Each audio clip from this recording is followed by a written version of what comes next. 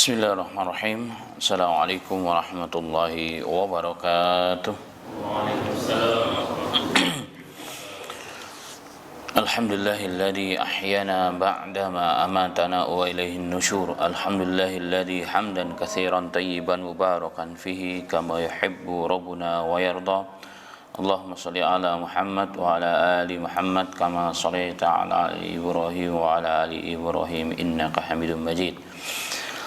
Yaqulullahu subhanahu wa ta'ala laqad kana lakum fi rasulillahi uswatun hasanatun liman kana yarjullaha wal yawmil akhir wa dzakarallaha katsira amma ba'd. Alhamdulillah ma'asyiral muslimin, jemaah sekalian yang dirahmati oleh Allah taala. Di pagi yang berbahagia ini kita kembali dimudahkan oleh Allah bersama-sama bertakarub melakukan ketaatan kepada Allah dan juga thalabil ilm, dan ini merupakan nikmat yang terbesar yang Allah berikan kepada kita semua. Baik, kita langsung kembali kepada poin bahasan kita adalah syarat pakaian bagi para wanita. Jadi syarat pakaian bagi para wanita. Yang pertama, sebagaimana diterangkan oleh para ulama kita, syarat berpakaian bagi kaum Hawa, para wanita adalah harus menutupi seluruh tubuhnya. Harus menutupi seluruh tubuhnya. Dan yang kita maksud di sini adalah pakaian di luar sholat, ya, pakaian di luar sholat, terutama ketika kita berada dengan ajanib, dengan orang-orang asing yang bukan mahramnya, maka diusahakan ditutup seluruh anggota tubuhnya. Bahkan dalam syariat Islam termasuk kaki pun juga harus ditutup. Kaki pun harus ditutup. Padahal hari ini orang terpikat atau tergoda dengan seorang wanita bukan karena kakinya, tapi karena wajahnya. Makanya seorang ulama yang sudah rahimahullah ta'ala, ya rahimahullah, Syekh Shalih bin Al-Utsaimin rahimahullah ta'ala mengatakan dalam syarah Riyadhus Shalihin, beliau mengatakan jika kaki disuruh ditutupi dalam syariat, ya, jika kaki disuruh ditutupi, apalagi anggota tubuh yang lain yang dengannya banyak orang terfitnah. Yang dengannya orang lain terfitnah. Termasuk apa? Wajah. Walaupun memang ada ikhtilaf ulama, apakah menutup wajah di luar waktu sholat? Ya, di sini kita bicara di luar waktu sholat. Apakah wajah itu termasuk perkara yang wajib untuk ditutupi ataupun tidak? Makanya ada sebagian yang pakai hanya pakai cadar, ya kan, pakai burqah yang tertutup, itu yang kemarin saya ceritakan, sebagaimana wanita-wanita di sebagian tempat begitu sangat ketat. Ada yang cukup dengan pakai jilbab, itu semua ikhtilaful ulama. Tetapi jika kita kembali kepada realita yang terjadi, maka orang itu terpikat dengan wajah. Kalau kaki disuruh tutupi, apalagi tempat yang lain. Itu menurut Syekh Al-Utsaimin rahimahullah taala. Ala kulli hal. Tentunya semakin tertutup wanita itu semakin baik dan semakin takwa, ya, tanda-tanda orang bertakwa, dan insyaallah taala dan semakin selamat aman daripada fitnah. Tapi Pak Ustadz, kan banyak juga orang yang berjilbab bahkan bercadar tapi nyuri. Nah, itu namanya oknum.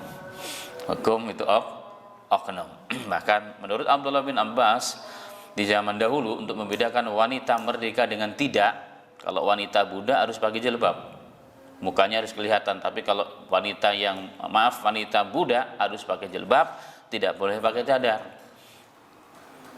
Tidak boleh pakai cadar untuk membedakan wanita ini merdeka, ini tidak merdeka. Kalau yang merdeka harus ditutup semuanya. Hanya ditutup semuanya. Kecuali menurut Syekhul Islam Ibnu Taimiyah, beliau mengatakan kecuali budak yang berasal dari dua tempat, Persia dan Romawi, karena mereka begitu sangat luar biasa secara zahirnya, maka walaupun budak mereka harus ditutupi mukanya dalam beberapa fatwanya. Ini catatan saya, ini catatan. Tapi hari ini masya Allah, wanita kita pakai jilbab aja sudah subhanallah, ya kan, sudah dianggap wanita yang sudah hijrah. Alhamdulillah, inilah zaman kita hari ini, zaman penuh dengan fitnah, ya kan. Pakai jilbab panjang pun sudah subhanallah, sudah luar biasa. Perlu kita apresiasi perjuangan dan pengorbanan mereka. Taib. Itu yang pertama. Maka seharusnya wanita itu ditutup seluruh anggota tubuhnya. Itu yang paling afdal dan paling utama, terlepas di perbedaan wajib ataupun tidak. Kemudian yang kedua, pakaian itu tujuannya adalah untuk menutup aurat. Jadi ketika perempuan itu berpakaian bukan malah menambah cantik. Ini harus jadi catatan penting. Berarti ketika perempuan itu memakai pakaian Islami, justru tujuannya adalah menutupi kecantikannya ataupun auratnya. Itu maksud daripada hijab. Itu maksud daripada hijab. Berarti kalau kita pakai hijab, terus siapa dong yang tahu kalau kita ini cantik? Kalau ini kita cakep, padahal tiap hari kita ke salon, sayang dong kan begitu. Nah ini beda tujuannya sudah, ya kan? Itu sudah beda tujuannya. Karena memang hijab itu adalah untuk menjaga diri agar kecantikannya tidak bisa dilihat kecuali oleh mahramnya saja. Oleh mahramnya saja. Jadi Islam begitu sangat menjaga seorang wanita, menempatkan mereka ibarat benda yang begitu sangat mahal, ya kan? Hari ini kan kalau barang yang mahal kan tidak dijual di emperan, nggak dibuka begitu, bahkan masuk ke dalam instalasi, bahkan dikunci oleh tuannya, pakai kunci, nggak boleh orang jamah. Kalau mau melihat, bilang kepada yang punya toko akan dibukakan. Itu benda mahal memang begitu, ya benda mahal memang begitu. Nggak penting orang banyak lihat, tapi orang sudah tahu ini benda mahal. Maka dari penempatannya pun sudah mahal. Maka dari situ Islam jelas mendudukkan wanita pada posisi sebagai barang, kalau dianggap itu barang yang begitu mahal dan istimewa sebenarnya. Ya kan, istimewa. Tapi kalau yang benda murahan sudah di pinggir jalan dibuka. Bahkan dibuka dari plastiknya. Setiap orang bisa jamah dan tidak jarang terkena debu. Mau dibeli orang dibersihin dulu dia. Nah, wanita Islam tidak seperti itu. Maka kembali kepada maksud, syarat kedua bahwa hijab seorang wanita itu untuk menutupi kecantikannya ataupun auratnya, bukan sebaliknya. Maka yang memperindah dia, mempercantik dia ketika dia berpakaian itu harus sedapat mungkin dihindari. Sedapat mungkin dihindari. Baik. Syarat yang ketiga, yang dipakai tidak tembus pandang, alias tidak tipis. Ya kan, berpakaian tapi kelihatan. Itu yang dikatakan oleh Rasulullah, perempuan yang kasiyatun ariyat, berpakaian tapi hakikatnya telanjang. Kenapa? Dia berpakaian memang panjang dia, tapi tipis.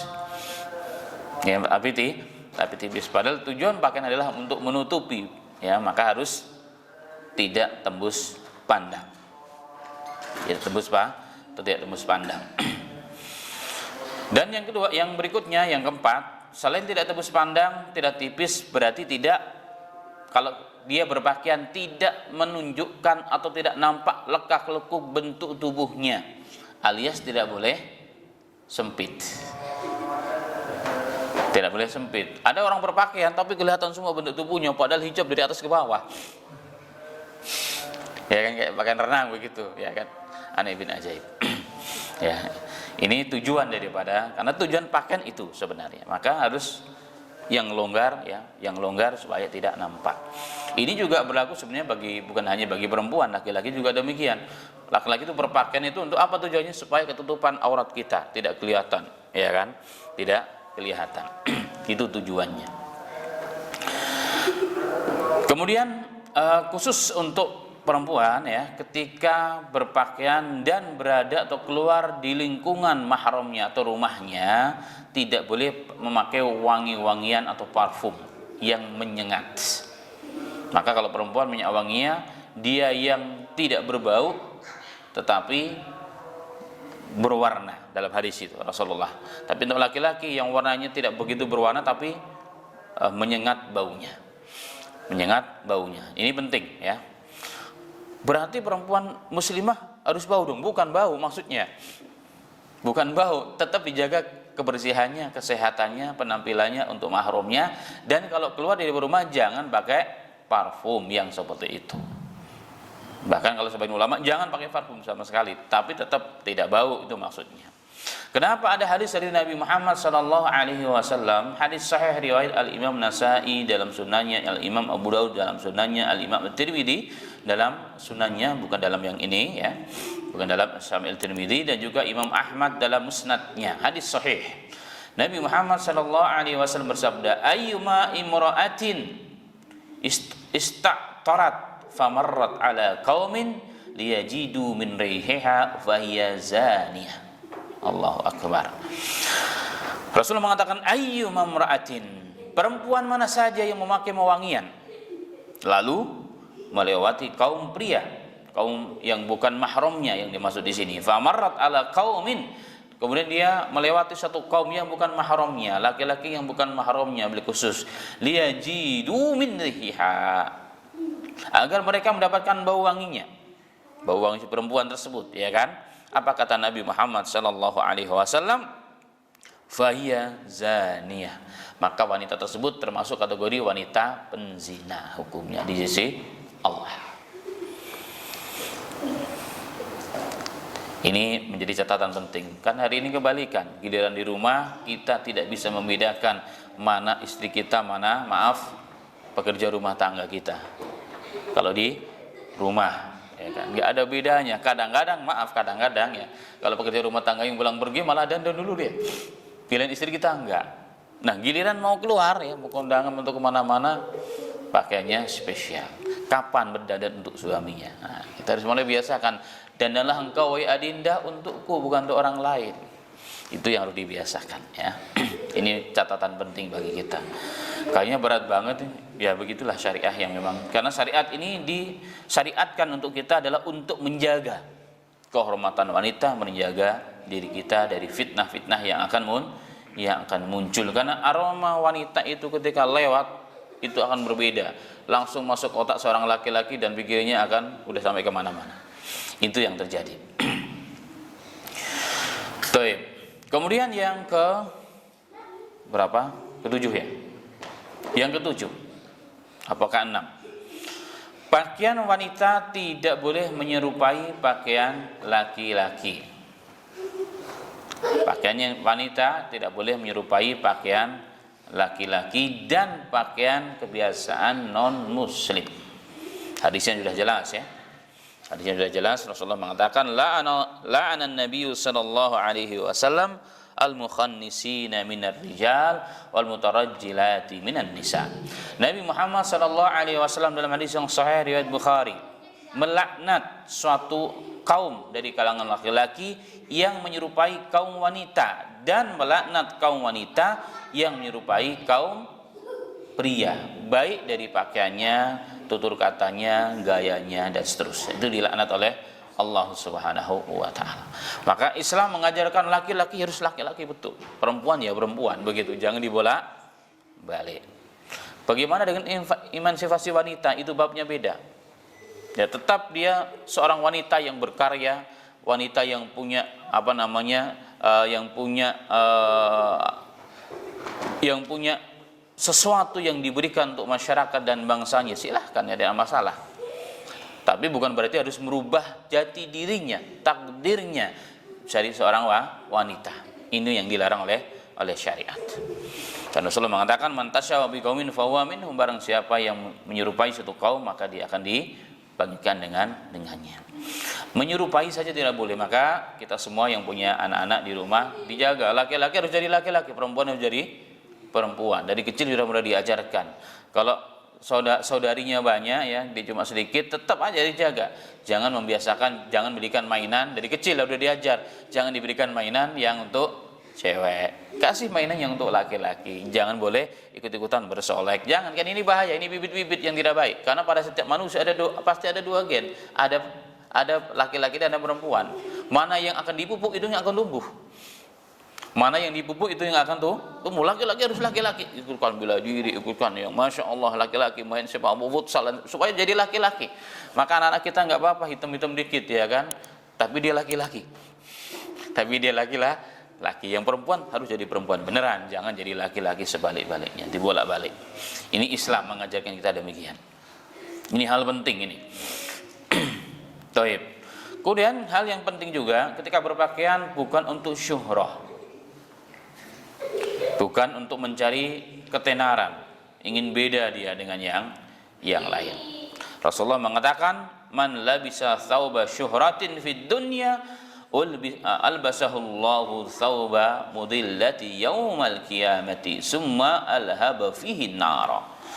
Hadis riwayat Abu Daud, Ibnu Majah dan hadisnya sahih. Man labisa thawba syuhratin fid dunya. Barang siapa yang berpakaian dengan tujuan untuk syuhrah, terkenal, tenar, supaya beda ya kan, harganya Masya Allah. Kancing bajunya aja harganya puluhan juta. Kalau udah kaya banget kan bingung dia menghabisin uang bagaimana caranya ya kan. Lupa kalau orang Islam mau berapapun dia punya uang, kalau ikut perjuangan Islam apatnya akan kurang. Nah, tapi orang yang tidak paham bagaimana menghabiskan uang karena banyaknya duit ya kan. Bajunya aja, kancing baju satunya aja puluhan juta, memang ada. Makanya ada satu pakaian pakaiannya satu pakaian harganya sampai miliaran. Kok bisa? Memang demikian. Ya kan? Ada intannya sini, pernik-perniknya. Jadi kalau orang dia lagi berjalan harganya miliaran nih. Orang lagi lewat di depan kita harganya miliar, jamnya aja Masya Allah luar biasa. Ini tujuan untuk apa? Udah jelas ya kan. Maka apa kata Rasulullah, barang siapa yang berpakaian tujuannya untuk syuhrah, supaya terkenal, tenar, beda dengan yang lain, supaya kelihatan kita ini memang orang kaya, level kita beda sosialnya. Ya kan, kita bukan hanya menengah ke atas ke atas lagi. Ya, atas plus begitu ya. Kelompok manusia atas plus begitu. Apa kata Rasulullah sallallahu alaihi wasallam? Albasahullahu thawba mudillatin yaumal qiyamah, maka Allah akan pakaikan padanya pakaian kehinaan pada hari kiamat. Summa alhaba fihi nara, kemudian api neraka akan membakarnya. Wa na'udzubillahi min dalika. Kemudian yang ke berapa? Kedelapan ya. Menghindari simbol-simbol non-Islam. Ini penting. Ini bukan hanya untuk perempuan ya. Ini masuk juga kata laki-laki. Ditambahkan kemarin yang laki-laki. Walaupun ini masuk kepada yang tadi sebenarnya. Tapi kenapa saya pisahkan? Karena ini hal penting banget. Ya, ini masuk kepada yang tadi itu. Bukan pakaian ciri khas orang non-Muslim. Tetapi karena begitu pentingnya perkara ini di hari ini, di zaman ini, maka ketika kita beli pakaian, beli apa saja termasuk karpet masjid, hindari daripada simbol-simbol non-Muslim. Yang paling banyak apa di antara contohnya? Salib, tanda-tanda dewa-dewa orang-orang Romawi kuno, ya kan? Itu termasuk termasuk Nike. Itu ternyata salah satu nama dari dewa kuno, penyembahan Romawi sebenarnya. Orang tidak tahu itu. Dan ini semua diajarkan dalam bab khusus Ghazwatul Fikr, perang pemikiran. Itu harus dihindari. Karena ini dilarang oleh Nabi Muhammad SAW dalam riwayat Imam Ahmad dari seorang sahabiyah, Ummu Abdurrahman bin Uzainah radhiyallahu anha, beliau berkata, "Kunna natufu bil baiti ma'a ummil mu'minina fara'at ala imra'atin burdan fihi taslibun faqala ummul mu'minin itrahihi fa inna Rasulullah sallallahu alaihi wasallam kana idza ra'a nawahada qadhabahu sallallahu alaihi wasallam." Beliau mengatakan, suatu ketika aku sedang bertawaf di Ka'bah bersama Ummul Mukminin Aisyah yang dimaksud. Kemudian Ummul Mukminin Aisyah ini melihat seorang wanita yang mengenakan burdah yang terdapat simbol salib. Burdah yang terdapat simbol salib. Maka Ummul Mukminin radhiyallahu anha mengatakan, lepaskan wahai fulan, sesungguhnya Rasulullah sallallahu alaihi wasallam apabila melihat hal semacam ini beliau akan menghilangkannya. Kan kadang-kadang ada di baju-baju tanpa kita sadari ya kan, ternyata desainnya, ornamennya itu ornamen salib. Bahkan lebih parah lagi kadang-kadang di masjid. Saya sering melihat di masjid itu, maaf ya, desainnya itu tidak disadari memang ternyata desainnya salib. di kacanya, udah apalagi kaca-kaca yang apa tuh namanya, kaca-kaca yang berwarna-warni itu dan sebagainya. Ini perlu dijaga ya, perlu dijaga. Karena ini termasuk hal yang sangat penting yang kadang-kadang orang Islam tidak peduli. Orang selalu mengatasnamakan itu seni. Iya, seni memang seni, tapi kan seni ada seni Islam, ada seni yang non muslim. Nah, kita harus menghindari itu. Ya, kalau kita saja bangga dengan simbol Islam, kapan kita akan bangga dengan simbol kita, simbol umat Islam? Karena simbol itu penting, menunjukkan jadi diri seseorang itu. Ini penting ya. Dan orang-orang non-muslim dengan berbagai macam cara mensyiarkan simbol-simbol mereka. Karena ketika simbol mereka bertebaran bahkan pada diri orang Islam, menunjukkan orang Islam sudah dikuasai oleh kekuatan mereka. Dan ini kita perlu paham. Yang berikutnya, menghindari dalam pakaiannya itu ada gambar-gambar makhluk hidup yang bernyawa. Ini juga hal penting. Waduh, susah, apalagi untuk anak-anak ya. Walau bahkan untuk pakaian perempuan anak-anak pun susah. Kita harus cari, kita bisa. Kalau perlu kita jahitkan sendiri aja. Ini penting ya. Jadi simbol-simbol gambar makhluk-makhluk ya kan, itu perlu betul-betul harus waspada. Harus waspada. Memang berat hidup di akhir zaman begini, tapi itulah tarbiyah yang kita mulai kita tanamkan kepada anak didik kita dari semenjak dini, agar mereka paham ini tidak diperbolehkan, nak. Ini dihindari, anak.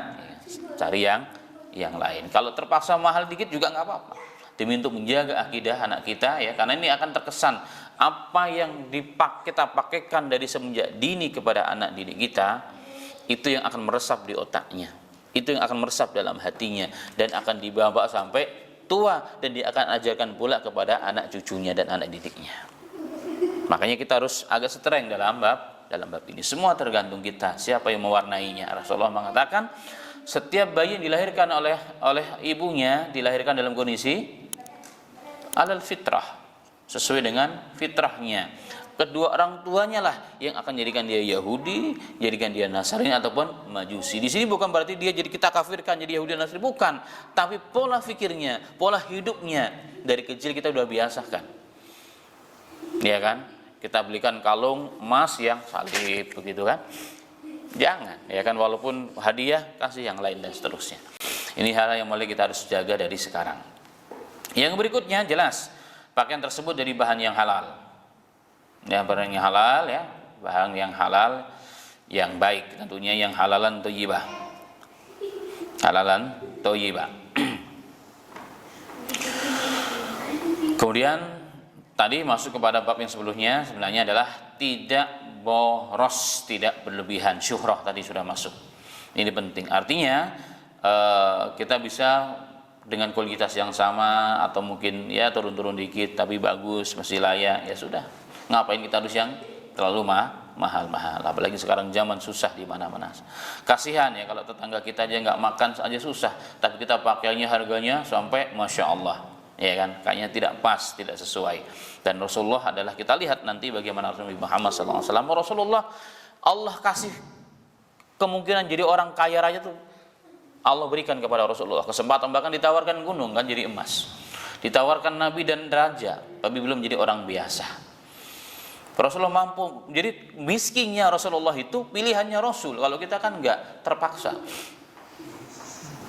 Kalau Rasul jadi orang yang hidupnya sederhana, miskin, Rasulullah pilihan, ditawarkan oleh Allah, ya wahai Muhammad, wahai kekasihku, mau jadi nabi kaya, raja, atau nabi manusia biasa? Ya Allah, saya mau jadi nabi biasa aja.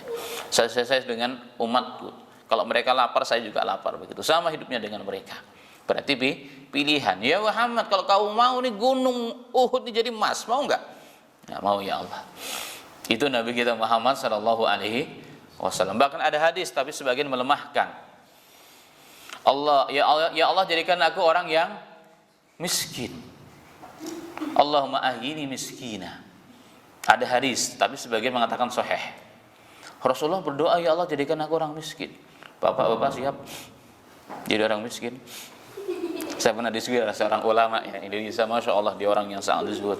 Saya tanya kepada dia, Syekh, ini ada hadis begini. Oh sahih. Ya sebagian mensahihkan, sebagian tapi melemahkan. Dia katakan, saya tidak mampu untuk berdoa dengan doa ini. Berdoa aja nggak kuat. Berdoa aja tidak mampu. Kenapa? Hari ini ujian terberat dalam hidup kalau orang jadi orang miskin. Maka tidak mampu. Rasulullah doanya Allah. Kalau seandainya kita lihat pendapat yang sahih, doanya apa? Allahumma ahyini miskina.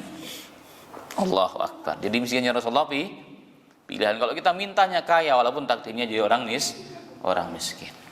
Kita mintanya, ya Allah jadikan aku orang kaya raya. Tetangga saya udah jadi kaya, masa saya nggak kaya-kaya ya Allah. Tapi ternyata kalau takdirnya miskin, ya miskin aja. Tapi bagaimana secara mensikapi kita ketika kita ditakdirkan jadi orang yang miskin atau biasa? Kan nilai di sisi Allah bukan miskin kayanya sebenarnya, tapi bagaimana amal kita. Orang bertanya, tapi Rasulullah kan kaya juga, buktinya Rasulullah berinfak. Iya, Rasulullah kaya memang, tapi Rasulullah hidupnya miskin, sederhana. Nanti kita akan lihat pada bab berikutnya. Rasulullah dikasih dalam ghanimah, setiap peperangan dapat seperlima. Ya kan? Uangnya banyak, tapi Rasulullah tidak menikmati untuk dirinya sendiri. Akan dibagikan kepada umat, dibagikan kepada para janda, yatim piatu, orang yang memerlukan, bukan untuk dirinya sallallahu alaihi wasallam. Kita lihat bahkan Rasulullah sallallahu alaihi wasallam untuk makan kadang-kadang enggak dapat. Ya kan, di awal-awal kita kajian ini kan Rasulullah pulang agak siang, datang ke rumah istrinya. Wahai istriku, ada enggak makanan hari ini?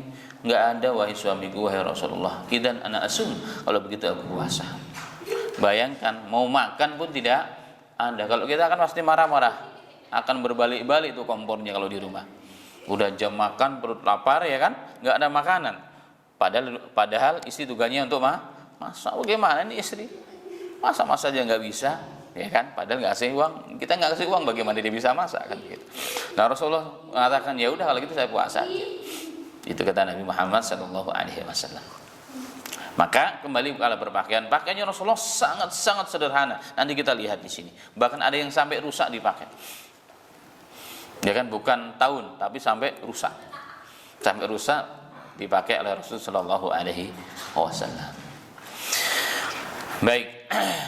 Ini tambahan ya dari bab kemarin Kitabul Libas ya. Ada syarat-syarat pakaian bagi laki-laki, dan hari ini tambahan sedikit tentang syarat-syarat pakaian bagi para wanita atau kaum hawa ya, secara singkat. Semoga menambah maklumat kita. Mungkin kita belum bisa mengamalkan semua, tapi minimal sudah ada di benak kita dan ilmu kita ke depan ini loh yang kita ingin targetkan dalam hidup kita. Ya kan, karena sesungguhnya seseorang itu mulia tidak mulia bukan karena pakaiannya, tapi dohanya, tapi iman dan takwanya kepada Allah. Apa yang ada dalam dirinya, amalnya itulah yang bernilai di sisi Allah Subhanahu wa taala.